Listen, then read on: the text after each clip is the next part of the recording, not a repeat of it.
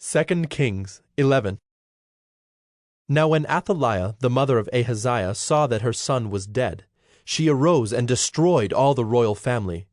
But Jehosheba, the daughter of King Joram, sister of Ahaziah, took Joash the son of Ahaziah, and stole him away from among the king's sons who were being put to death, and she put him and his nurse in a bedroom.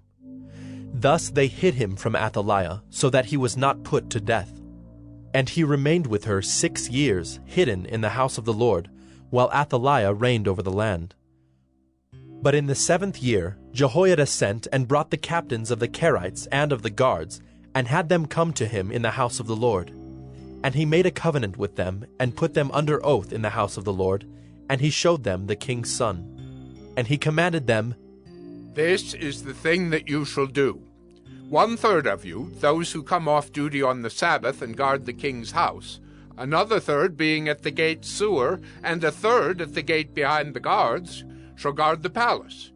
And the 2 divisions of you which come on duty in force on the Sabbath and guard the house of the Lord on behalf of the king shall surround the king, each with his weapons in his hand. And whoever approaches the ranks is to be put to death. Be with the king when he goes out and when he comes in." The captains did according to all that Jehoiada the priest commanded. And they each brought his men who were to go off duty on the Sabbath, with those who were to come on duty on the Sabbath, and came to Jehoiada the priest. And the priest gave to the captains the spears and shields that had been King David's, which were in the house of the Lord. And the guard stood, every man with his weapons in his hand, from the south side of the house to the north side of the house, around the altar and the house on behalf of the king.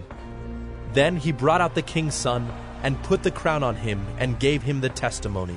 And they proclaimed him king and anointed him, and they clapped their hands and said, "Long live the king!" When Athaliah heard the noise of the guard and of the people, she went into the house of the Lord to the people. And when she looked, there was the king standing by the pillar according to the custom, and the captains and the trumpeters beside the king, and all the people of the land rejoicing and blowing trumpets. And Athaliah tore her clothes and cried, "Treason! Treason!" Then Jehoiada the priest commanded the captains who were set over the army, "Bring her out between the ranks, and put to death with the sword anyone who follows her." For the priest said, "Let her not be put to death in the house of the Lord." So they laid hands on her, and she went through the horses' entrance to the king's house, and there she was put to death. And Jehoiada made a covenant between the Lord and the king and people, that they should be the Lord's people, and also between the king and the people. Then all the people of the land went to the house of Baal and tore it down.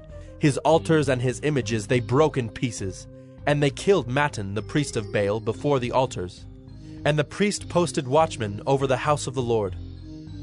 And he took the captains, the Kerites, the guards, and all the people of the land, and they brought the king down from the house of the Lord, marching through the gate of the guards to the king's house. And he took his seat on the throne of the kings. So all the people of the land rejoiced, and the city was quiet after Athaliah had been put to death with the sword at the king's house. Jehoash was 7 years old when he began to reign,